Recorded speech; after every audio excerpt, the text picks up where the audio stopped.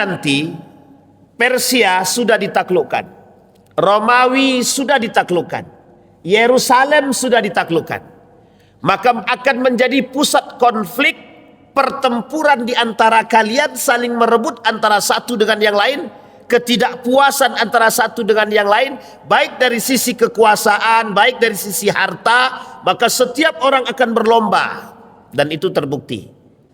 Assalamualaikum warahmatullahi wabarakatuh.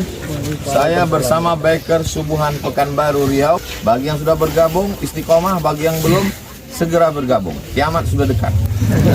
Berkah selalu, sukses. Assalamualaikum warahmatullahi wabarakatuh.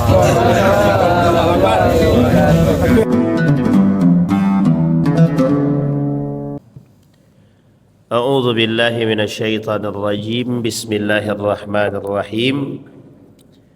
Assalamualaikum warahmatullahi wabarakatuh.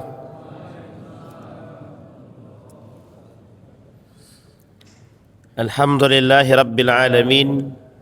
Alhamdulillahilladzi arsala rasulahu bil huda wa dinil haq liyudhhirahu 'ala ad-dini kullih wa kafa billahi shahida.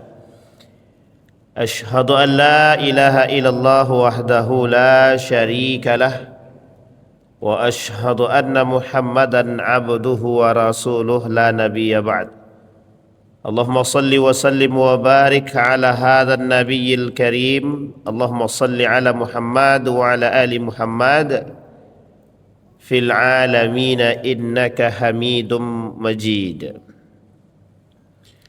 Ya ayuhan nasu attaqu rabbakumul ladzi khalaqakum min nafsin wahidah wa khalaqa minha zawjaha wa batha minhuma rijalan katsiran wa nisaa'a wattaqullaha alladzi tasaaluna bihi wal arham innallaha kana 'alaikum raqiba. Puji syukur kehadirat Allah dengan mengucapkan alhamdulillahi rabbil alamin. Berselawat kepada Nabi dengan mengucapkan Allahumma salli ala Muhammad wa ala ali Muhammad fil alamina innaka Hamidum Majid.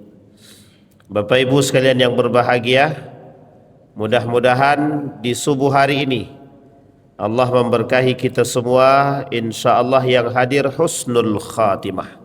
Amin ya rabbal alamin. Baik Bapak Ibu sekalian yang berbahagia, berdoa kita bermunajat kepada Allah untuk kedua orang tua kita yang telah mendahului kita. Allah tempatkan di tempat terbaik di sisinya. Allah terima amal ibadahnya. Allah kumpulkan kelak bersama orang-orang yang saleh. Dan untuk orang tua kita yang masih hidup, sehat, kuat, husnul khatimah. Amin ya rabbal alamin. Bapak Ibu sekalian yang berbahagia, subuh hari ini kembali kita memahami sedikit daripada sejarah. Kalau dalam sekolah waktu kecil dulu namanya sejarah kebudayaan Islam. Namanya SKI namanya, sejarah kebudayaan Islam. Kalau sekarang namanya naik pangkat, peradaban Islam. Nah, kalau dulu tak ada, dulu namanya SKI. Kalau sekolah-sekolah kami dulu. Kalau sekolah bapak-bapak dulu kami tak tahu. Karena nampaknya yang muda saya, yang lain tak tahulah. Jadi kalau di sekolah-sekolah kita dulu ada pelajaran sejarah kebudayaan Islam. Kami pelajari itu kalau tak salah di SD, kemudian di Tsanawiyah. Tapi akhir-akhir ini lepas di beberapa sekolah-sekolah umum dan sekolah-sekolah yang lain mulai hilang sepertinya pelajaran-pelajaran tentang peradaban Islam ini. Sehingga untuk mencari, mendengarkan kembali, kalau bahasa orang dulu, dongeng-dongeng sejarah katanya. Tapi perlu Bapak Ibu ingat bahwa yang kita sampaikan di subuh hari ini bukan dongeng, tapi sesuatu yang sudah terjadi dan yang akan terjadi. Sesuatu yang sudah terjadi dan yang akan terjadi. Jadi memahaminya kalau dongeng itu kita anggap sebagai asatirul awwalin, cerita-cerita orang-orang terdahulu. Tapi kalau dia sifatnya benar, itu melalui nubuat. Makanya kita melihat daripada nubuat baginda Nabi Muhammad sallallahu alaihi wasallam, kenabian. Jadi hadis yang disampaikan oleh Nabi tentang sesuatu yang sudah terjadi hari ini dan yang akan terjadi adalah bukti kebenaran Allah Subhanahu wa taala.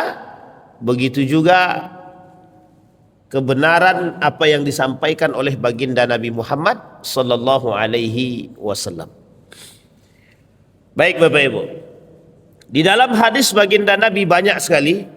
Kalau kita lihat dari hadis-hadis Nabi itu banyak sekali. Judul kita di subuh hari ini adalah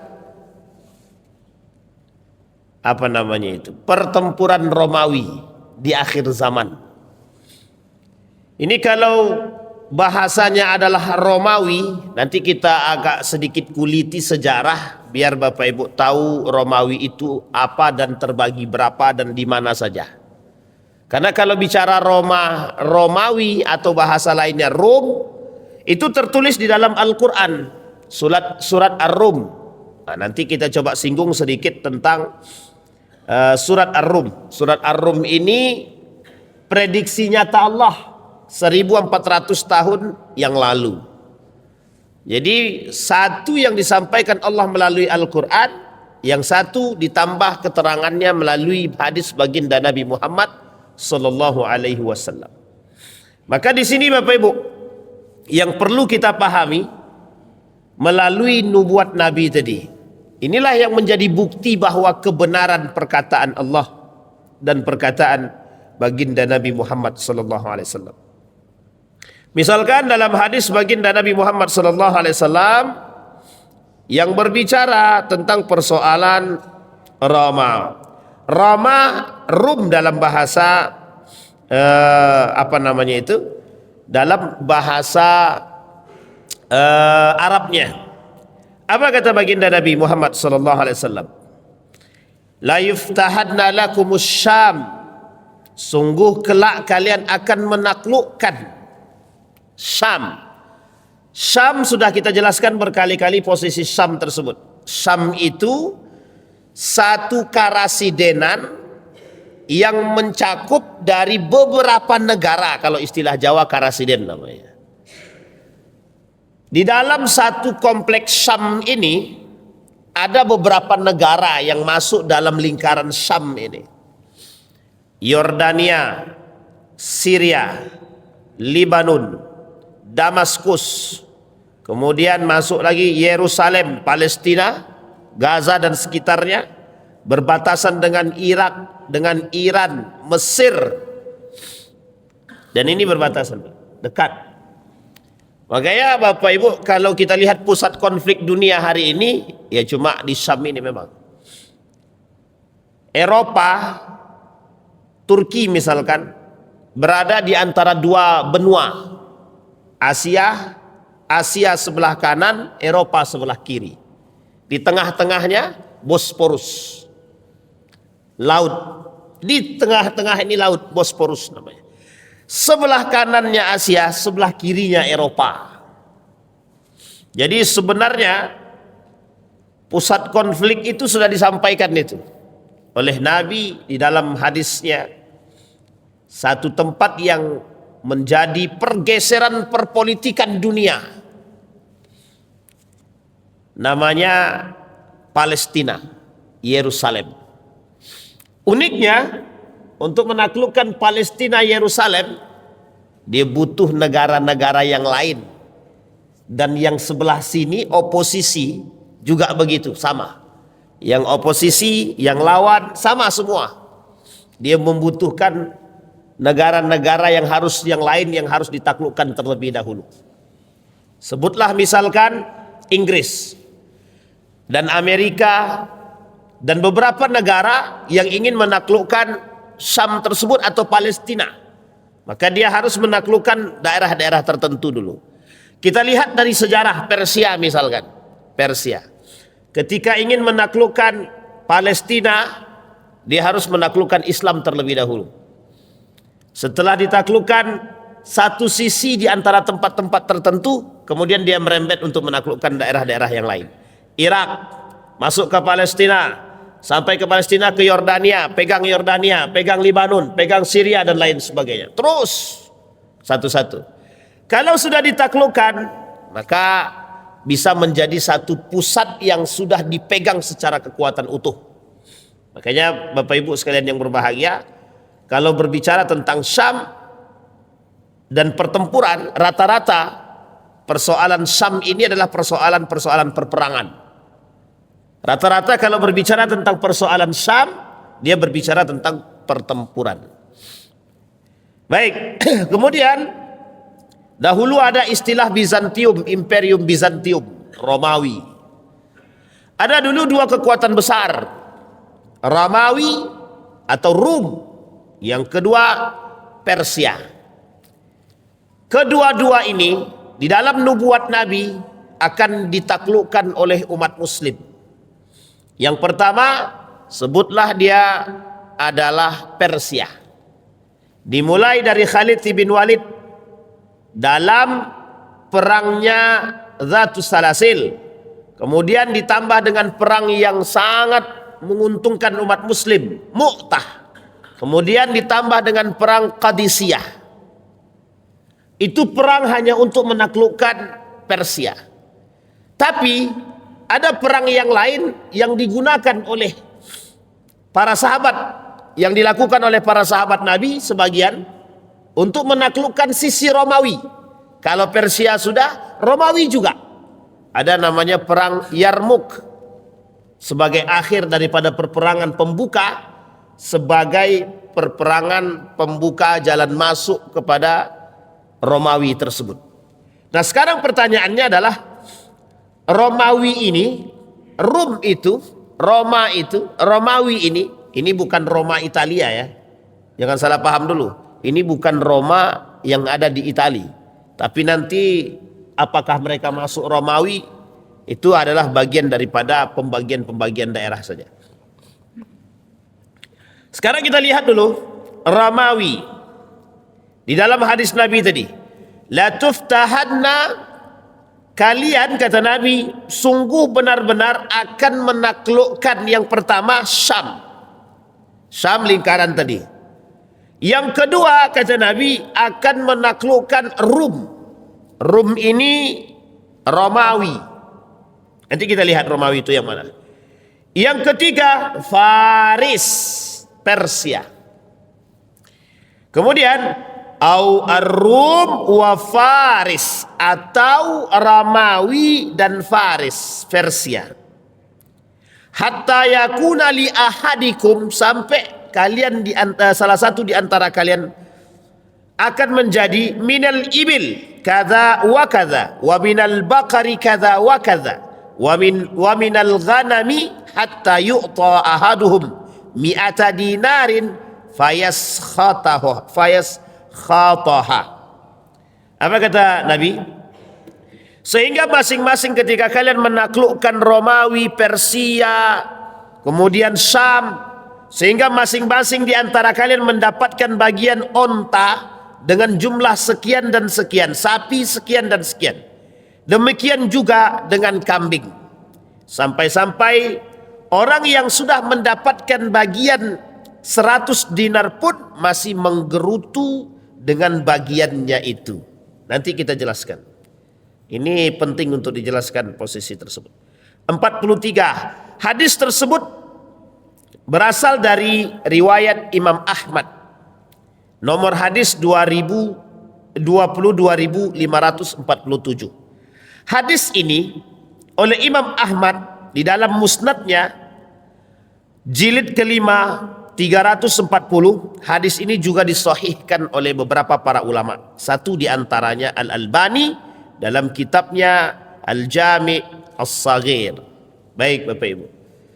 Di sini disebutkan bahwa orang-orang akan mengambil bagian daripada kambing-kambing, onta-onta, sapi-sapi. Apa maksudnya?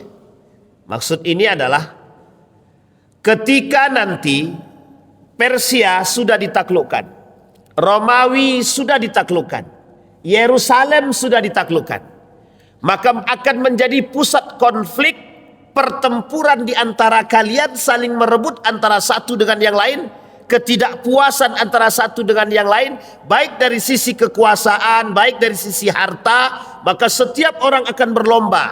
Dan itu terbukti. Ketika Persia ditaklukkan, maka setiap kelompok di antara yang menaklukkan berebut untuk menaklukkan kembali, untuk mengambil alih. Begitu juga dengan Syam, Palestina hari ini. Berbondong-bondong negara-negara yang lain ingin menaklukkan. Hari ini dulu Inggris, pernah terjadi Persia, kemudian Romawi, Bizantium, Imperium, kemudian Amerika, hari ini Zionis, Israel, Yahudi hari ini. Jadi terus diperebutkan terus. Tapi bagaimana dengan Persia? Sama, Persia juga. Ketika Persia sudah ditaklukkan oleh siapa? Oleh Islam. Terjadi pertempuran dalam tubuh umat muslim itu sendiri. Ketika terjadi pada masa dinasti Yarmuk, pada masa dinasti Abbasiyah, saling memunculkan kekuatan satu di antara yang lain untuk merebut. Seolah-olah bagian yang mereka terima taklah menjadi bagian yang paling disukai, sehingga terjadi perebutan-perebutan antara satu dengan yang lain. Ini yang dimaksud dalam hadis tersebut. Bagaimana dengan kemudian Paris sudah, Rom sudah, Romawi sama ketiga tempat tersebut. Romawi bagaimana? Konstantinopel hari ini. Sekarang kita lihat. Romawi terbagi dua. Romawi Barat, Romawi Timur. Romawi Barat ini dan Romawi Timur ini adalah bagian yang sebenarnya tak bisa dipisahkan dari sisi Romawi itu sendiri. Kalau kita lihat di dalam peta itu, terbagi Romawi ini atas dua, satu barat, yang satu lagi timur. Sementara kekuasaan yang Romawi Timur ini disebut dengan wilayah Eropa. Wilayah Eropa. Maka pusatnya nanti adalah berbeda dengan Romawi Barat, yaitu Konstantinopel. Maka ketika Nabi ditanya, mana yang akan pertama sekali ditaklukkan oleh umat muslim kelak? Konstantinopel kah atau Rum, Romawi? Loh, kok bisa berbeda begitu? Ini dalam hadisnya. Maka dijawab oleh Nabi, Heraklius, negaranya Heraklius.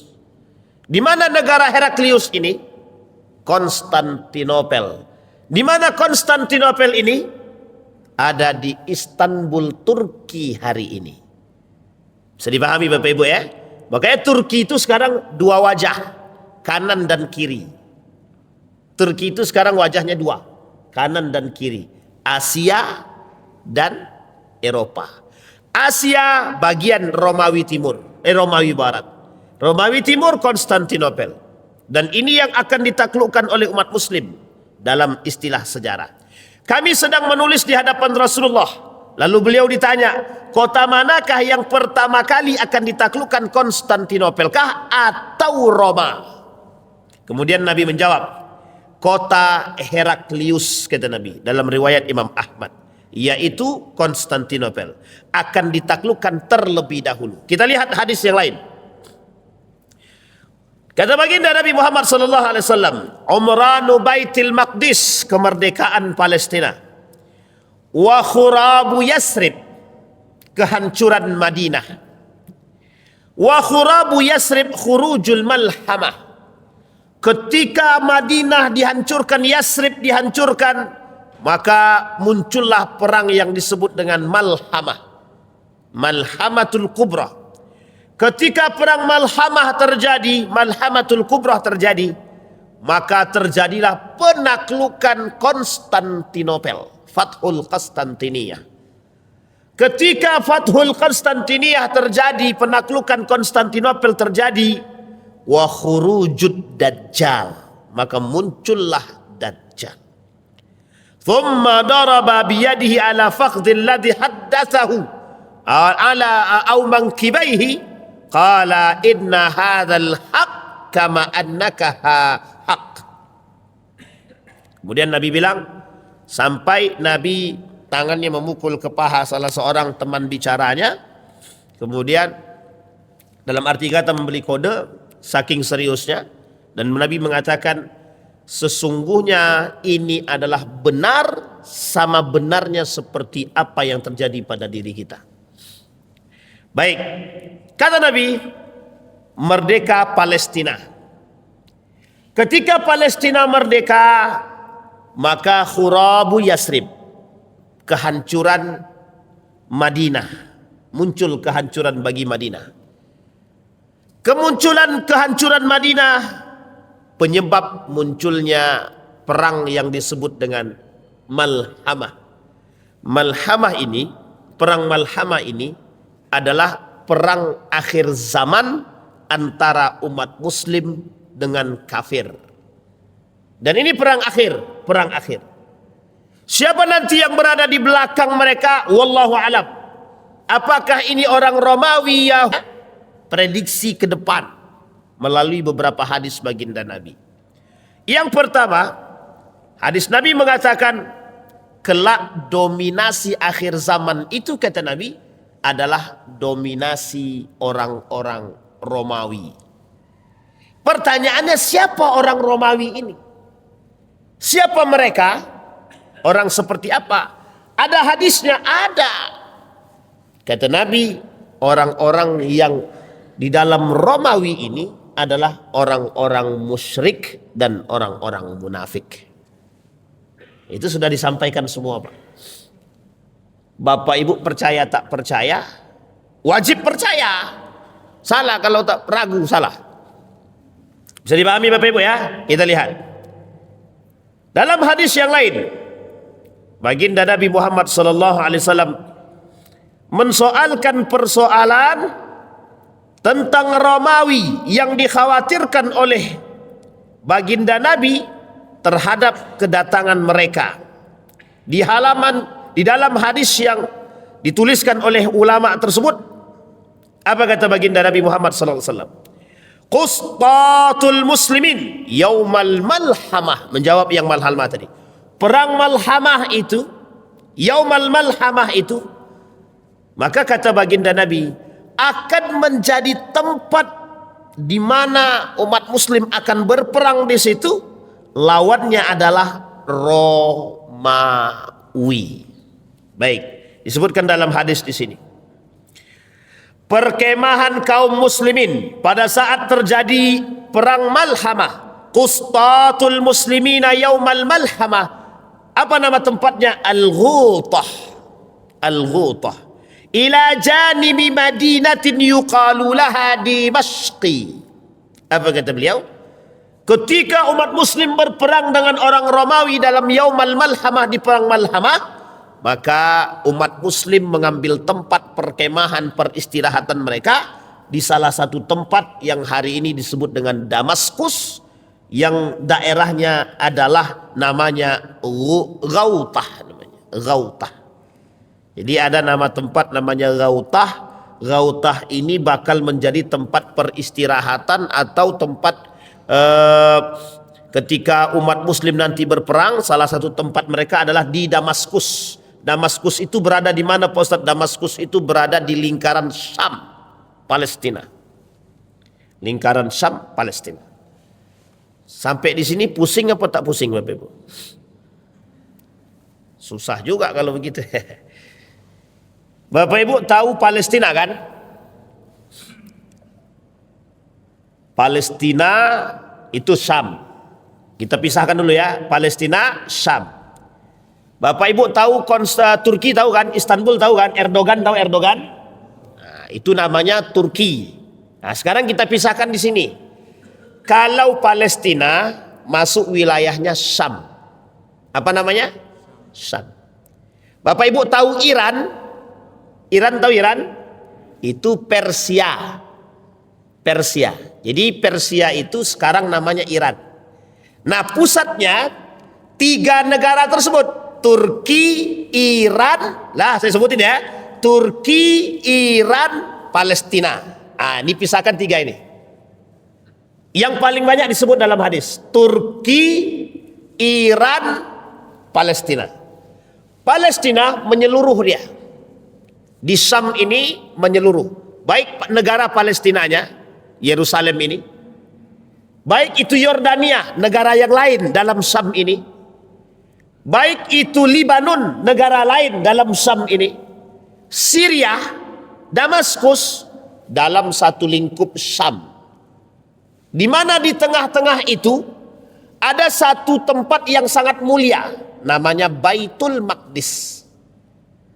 Apa itu Baitul Maqdis? Baitul Maqdis itu adalah kiblat pertamanya umat muslim dan seluruh umat-umat yang lain. Maka disebut apa dia? Tempat tersuci ketiga. Setelah mana? Masjidil Haram, Makkatul Mukarramah, Masjidin Nabawi, Madinatul Munawwarah. Yang ketiga, Baitul Maqdis, Palestina, Yerusalem. Sampai di sini bisa dipahami ya. Maka pisahkan tiga tadi. Istanbul, Turki. Hari ini dulu namanya Konstantinopel, pusat kekuasaan Heraklius, Romawi pada masanya. Jadi Romawi itu mana Ustadz? Singkatnya adalah inilah Turki sekarang. Itu Romawi dulu yang besar. Ini dia Turki. Nah Turki ini dulu Romawinya terbagi dua. Satu sebelah Bosporus sebelah kiri yang ada Istanbulnya. Itu Romawi Timur namanya. Yang kedua bagian Asia setelah bagian Asia tadi yang masuk ke wilayah Asia sedikit. Itu masuknya Romawi Barat namanya. Ketika itu, waktu itu. Nah nanti yang pertama kali ditaklukkan di antara dua ini, itu bukan yang bagian Asia. Nanti. Tapi pertama kali ditaklukkan adalah Konstantinopelnya dulu, Istanbul Turkinya. Kapan nanti? Kapan itu nantinya? Setelah Palestina ini merdeka. Tunggu Palestina merdeka dulu.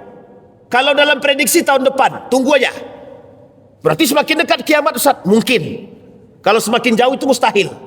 Kan begitu. Bisa dipahami Bapak Ibu ya?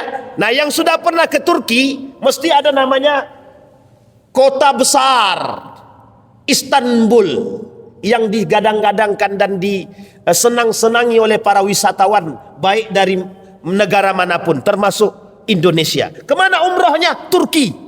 Kalau tidak ke Istanbul, tidak ke Turki namanya. Itu namanya. Bisa dipahami ya? Kemudian ada negara ketiga, namanya Persia. Dulu namanya Persia, sekarang namanya Iran namanya. Syiah Ustaz, jangan bahas Syiahnya. Kita tak bahas Syiah pagi ini. Kita bahasnya Iran Persianya. Sekarang pertanyaannya muncul. Mengapa kok tiga ini dalam hadis Nabi? Ini yang harus kita bahas. Tiga inilah pusat kekuasaan dunia pada masanya. Sekarang kita sebut. Ada nggak dalam sejarah di situ disebutkan Amerika? Nggak ada. Ada nggak dalam sejarah disebutkan Belanda? Tidak ada. Adakah dalam sejarah disebut, dalam sejarah Islam ini, kekuasaan dunia pada masanya, peradaban pada masanya? Ada nggak disebut Inggris? Nggak ada. Inggris, Amerika belakangan datang, 1900-an. Perang dunia pertama, perang dunia kedua, perang dunia akhir yang akan ketiga ini. Tapi situ tak masuk, tidak masuk. Bisa dipahami ya? Nah sampai di sini bisa dipahami Bapak Ibu.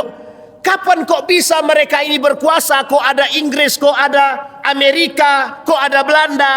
Ini perluasan wilayah, ekspansi pada masa sahabat Nabi.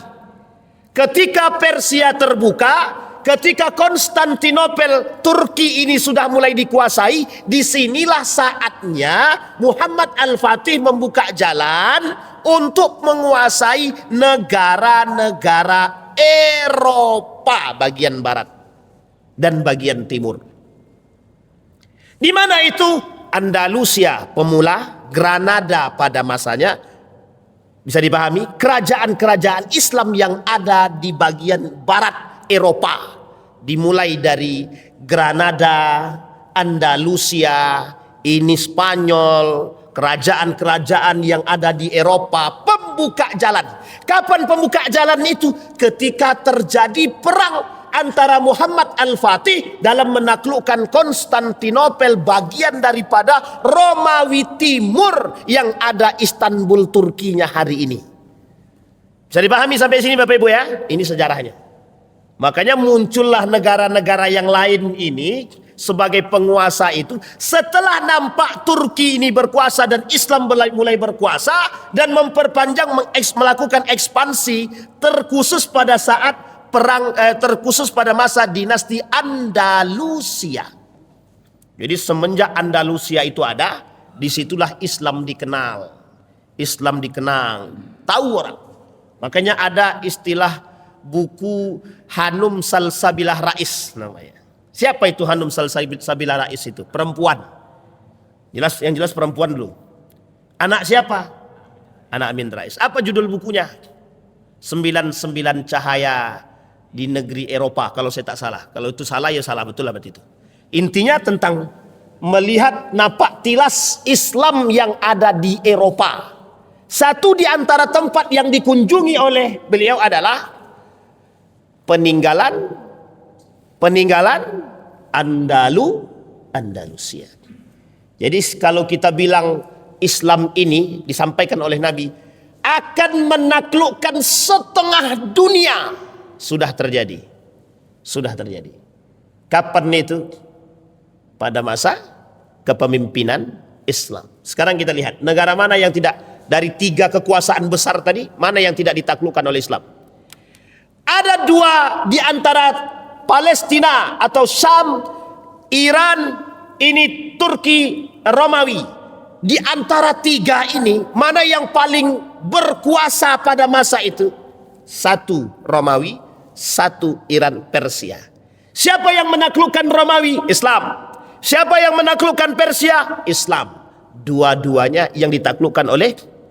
Kalau yang di situ Ustaz, di Syam itu kok bisa Islam juga? Ini panjang ceritanya, sejarah. Nabi Sulaiman, Nabi Daud, Nabi Sulaiman sampai sekarang.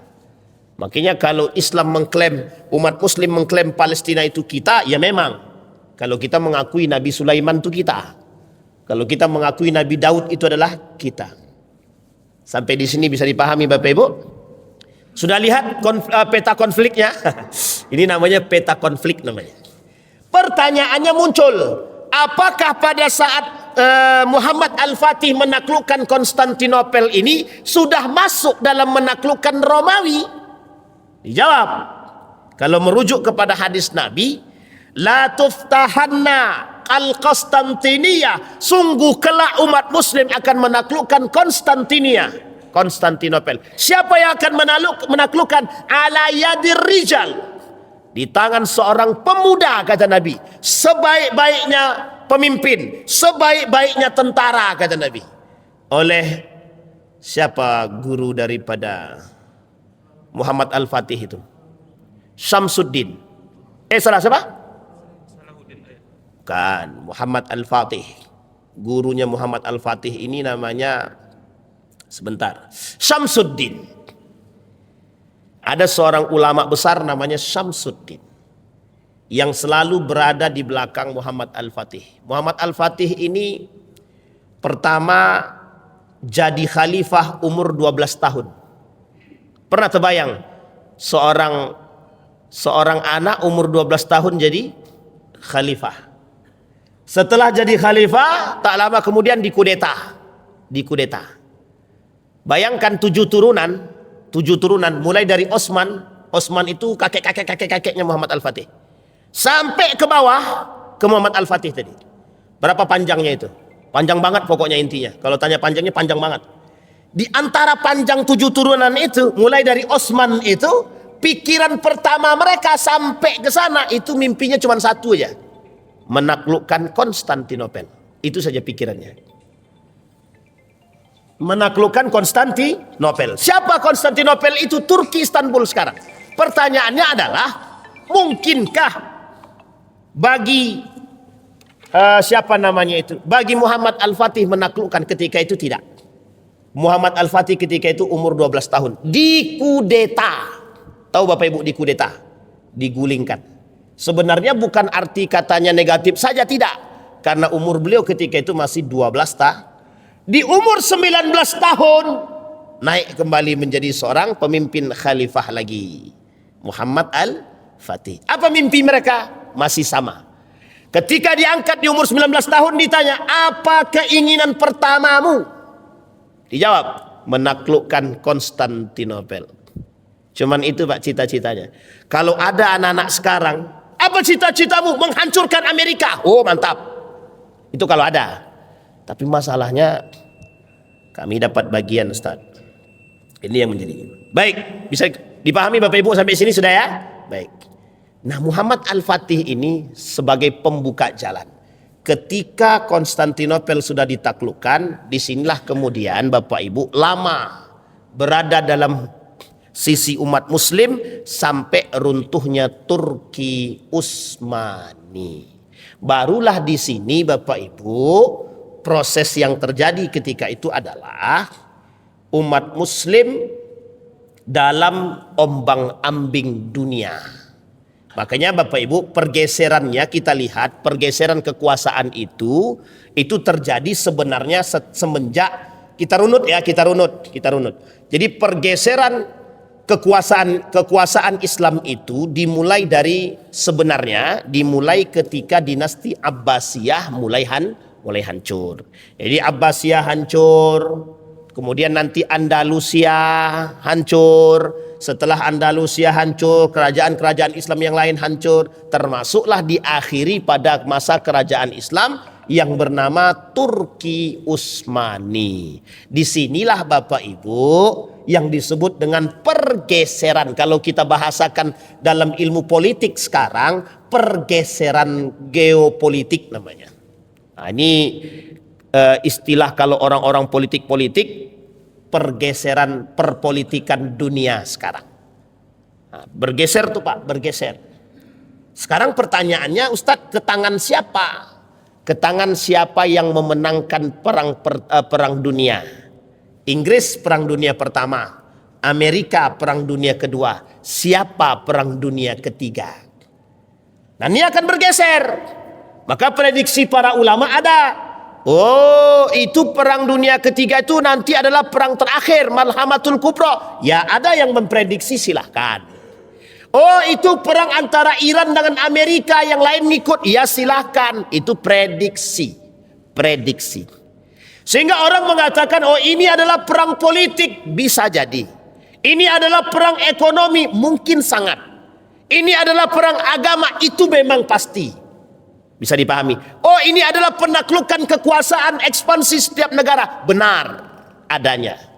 Semua yang disampaikan itu betul semua. Perang politik, perang pemikiran, perang fisik, perang ekonomi, perang ini benar semua, nggak ada yang salah, semua benar. Setiap negara punya satu yang disebut dengan ekspansi, perluasan wilayah, dan satu-satunya tempat yang menjadi pusat konflik dunia yang harus diperluas adalah yaitu Palestina. Persia pernah menguasai Palestina, pernah pada masanya. Romawi pernah menguasai Palestina, pernah pada masanya. Ketika Persia ditaklukkan, Palestina otomatis menjadi bagian. Ketika Romawi ditaklukkan, Palestina juga otomatis menjadi bagian. Karena kedua negara ini pernah berkuasa dan memegang tersebut. Apakah ada negara lain Islam yang menguasai itu?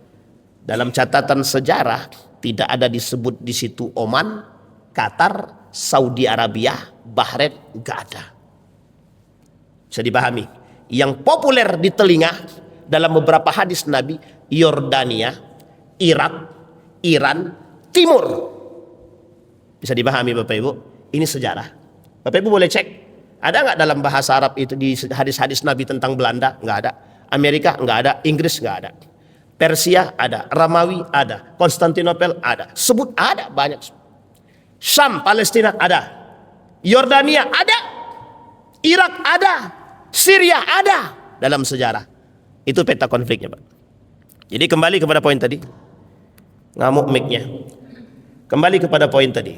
Di sini yang terjadi. Maka kata para sejarah, awal mula penaklukan Romawi itu, Konstantinopel itu adalah dilakukan oleh sebagai pembuka Muhammad Al-Fatih, 7 turunan.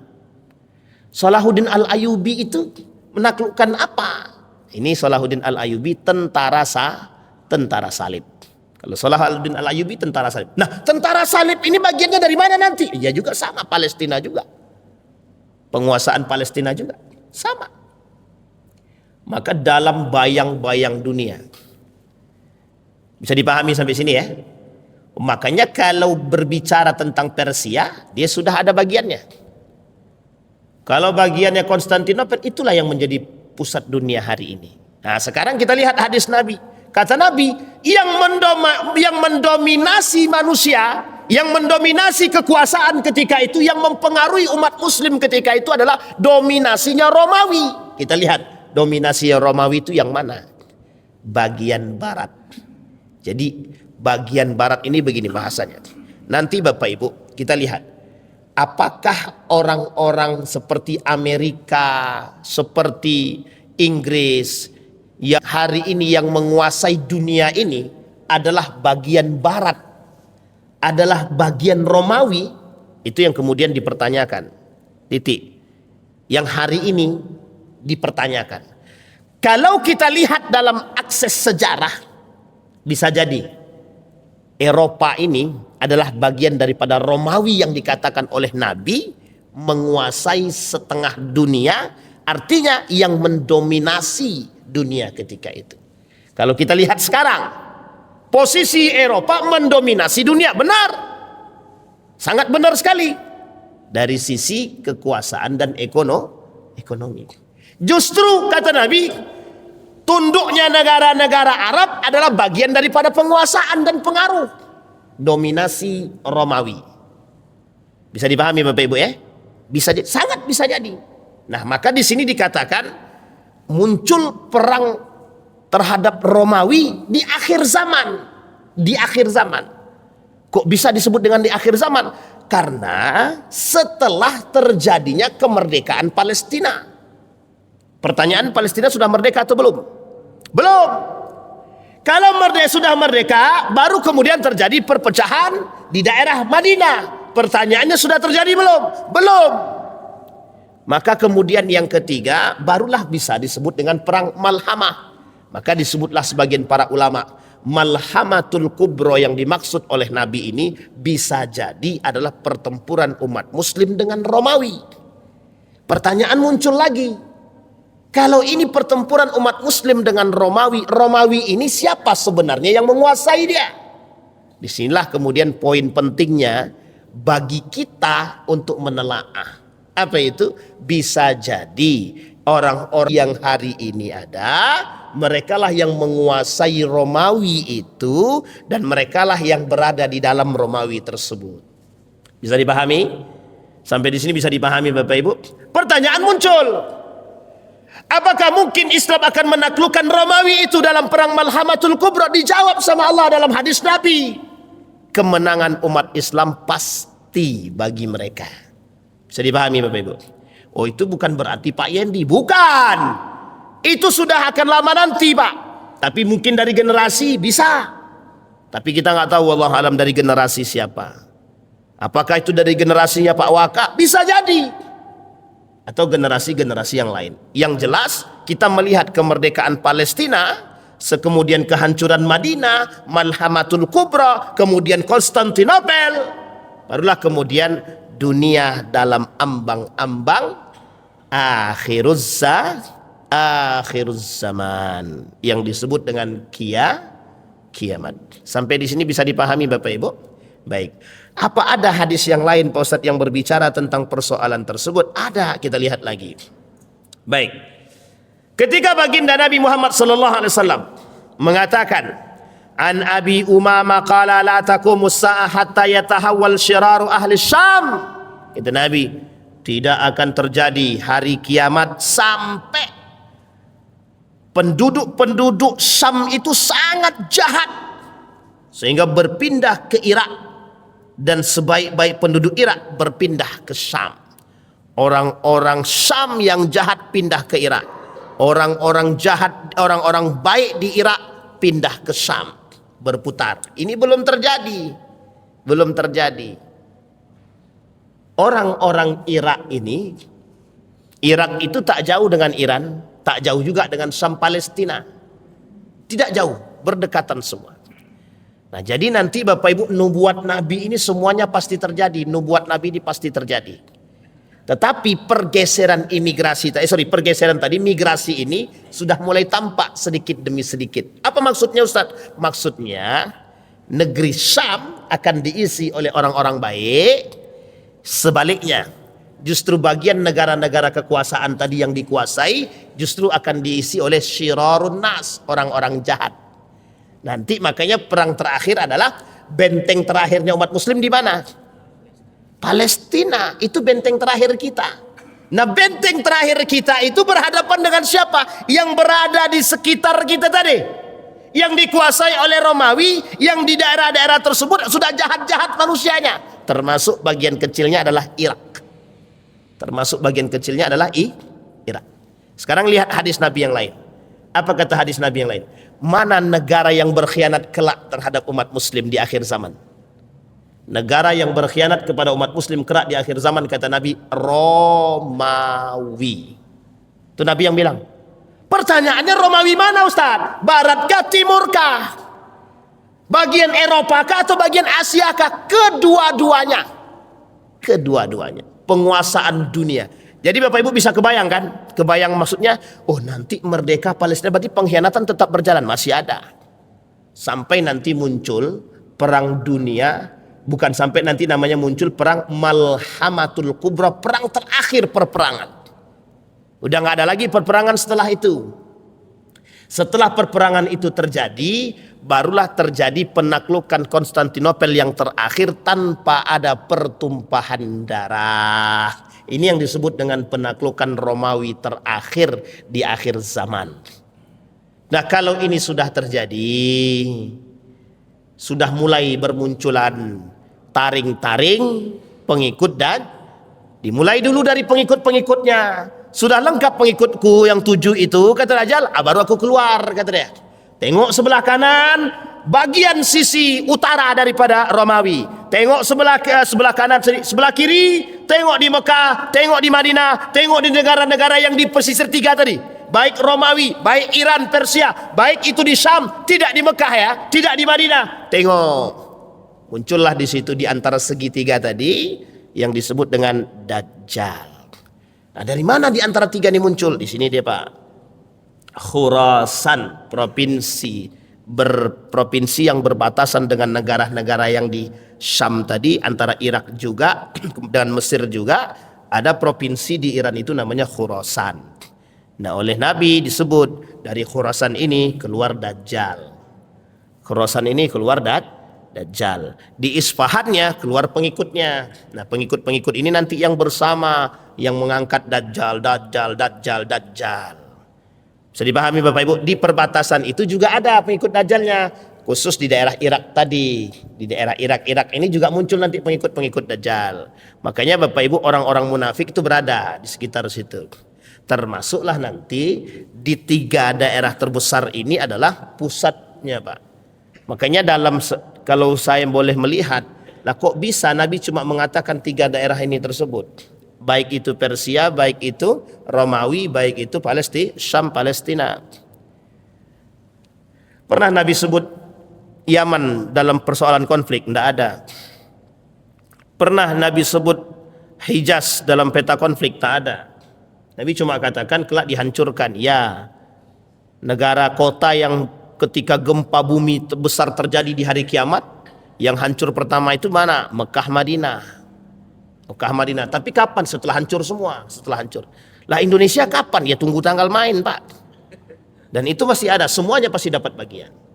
Tapi dalam hadis Nabi ini semua disampaikan di situ. Nah, apa kaitannya dengan ayat Al-Qur'an, Ustaz? Yang kaitannya dengan ayat Al-Qur'an yang tentang surat Ar-Rum. Nah, disebutkan Nabi ini tafsir sendiri oleh Nabi, oleh para sahabat, para ulama-ulama mufassirin. Ini adalah nubuatnya baginda Nabi melalui hadisnya, sekaligus pembenaran dan kebenaran akan perkataan Allah Subhanahu wa taala, "Ghulibatir Rum." Apa kata Allah dalam Al-Quran? Alif Lam Mim. Romawi akan ditaklukkan dan dikuasai. Siapa yang menguasai? Umat Muslim. Sekarang dalam catatan sejarah, berapa kali Romawi ditaklukkan umat Muslim kelak? 1 pada masa Al-Fatih, yang kedua di akhir zaman. Ada sebagian pengamat sejarah mengatakan ketika Muhammad Al-Fatih membuka jalan itu bukan bagian daripada penaklukan. Tapi kalau kita boleh lihat dalam sisi yang lain, seperti Ishak misalkan, itu mengatakan Romawi itu ditaklukkan 2 kali. 2 kali. 1 pada masa Muhammad Al-Fatih, yang kedua yang terjadi di akhir zaman nanti. Bisa dipahami Bapak Ibu ya? Nah pertanyaannya Ustadz muncul lagi. Siapa yang menaklukkan itu? Pemuda seperti apa? Orang seperti apa yang akan menaklukkan yang kedua kalinya Romawi tersebut? Setelah terjadi perang besar antara siapa? Umat Muslim dengan siapa? Yahudi yang berdiri di posisi Romawi tersebut. Jadi perang terakhir kita disebut dengan Malhamatul Kubra. Diprediksi dalam hadis yang lain Malhamatul Kubra itu perangnya umat Muslim dengan Romawi terakhir. Bisa dipahami Bapak Ibu? Nah baik. Fi adnal ardi wa hum min ba'di ghalabihim sayaghlibuna fi bid'i sinina lillahi al-amru min qablu wa min ba'du ya wa yauma idh yafrahul mu'minin. Ketika itu orang-orang mukmin bergembira dan berbahagia. Kalau kita tarik ayat ini untuk Muhammad Al-Fatih, cocok? Cocok. Kalau kita tarik ayat ini untuk kelak yang akan datang, kepastian kemenangan bagi umat Muslim, pasti cocok. Jadi kemenangan umat Muslim dan penaklukan Romawi itu pasti akan terjadi dan pasti akan dilakukan oleh orang-orang yang beriman. Intinya Bapak Ibu sekalian yang berbahagia, yang pertama, tidak ada istilah kita keluar dari perperangan, nggak ada. Jadi perang itu dari dulu sampai sekarang sampai akhir zaman akan terus terjadi. Yang kedua, jihad itu akan selalu dibutuhkan. Yang ketiga, umat Muslim ini jangan sampai tertipu oleh dunia. Ini orang mukmin bukan Muslim, mukmin. Tidak boleh tertipu oleh urusan dunia. Yang keempat, persoalan Dajjal media hari ini adalah bagian daripada program untuk menipu umat.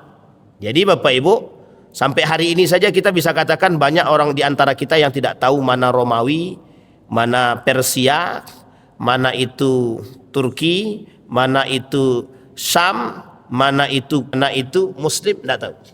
Semuanya sama saja. Makanya Bapak Ibu, di dalam hadis Nabi tadi disebutkan, yang akan mendominasi itu, perangnya itu banyak dan sedikit.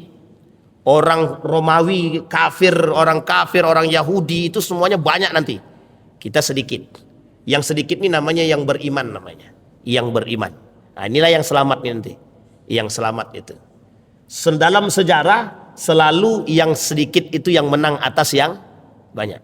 Pernah Bapak Ibu lihat dalam sejarah Islam itu jumlah umat Muslim lebih banyak dari musuh? Pernah nggak? Nggak pernah kan? Dalam sejarah ya, dalam sejarah pernah nggak umat Muslim itu dalam sejarah perperangan jumlah musuh lebih sedikit daripada jumlahnya umat mukmin? Nggak pernah, hampir tidak pernah. Selalu tersedih, tapi selalu menang. Jadi kita kalau ditanya, pernahkah mukmin ini punya mental pemenang? Bukan punya lagi, memang itu milik kita.